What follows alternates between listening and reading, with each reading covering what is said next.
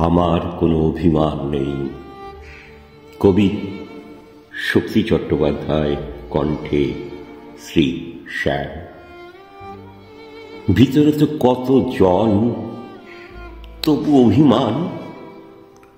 মাটির কলস কেন অভিমান করে? গা ভরা জলের ফোঁটা নামে এঁকে বেঁকে, নিচে যেন নদী পাবে। প্রিয় মুখ পাবে, বুকের দিঘিটি নোনা জলেই ভাসবে আজ। কেন? সুযোগ মিলেছে? সব নয়, কিছু গাছ বড় অভিমানী।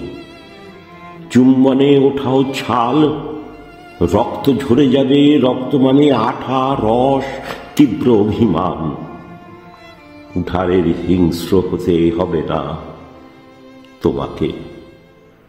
তোমাকে আনমনে ছোঁয়া পেলে লজ্জাবতী লতা। বৃষ্টির ভিতরে কিছু অভিমান আছে।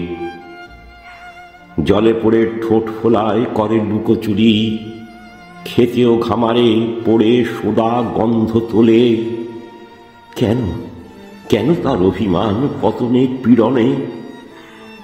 এখন আমার কোনো অভিমান নেই। অভিমান আগে ছিল, অতল জলের অভিমান আগে ছিল। হ্যাঁ, আগে ছিল। এখন আজ আর জল নেই। নমস্কার।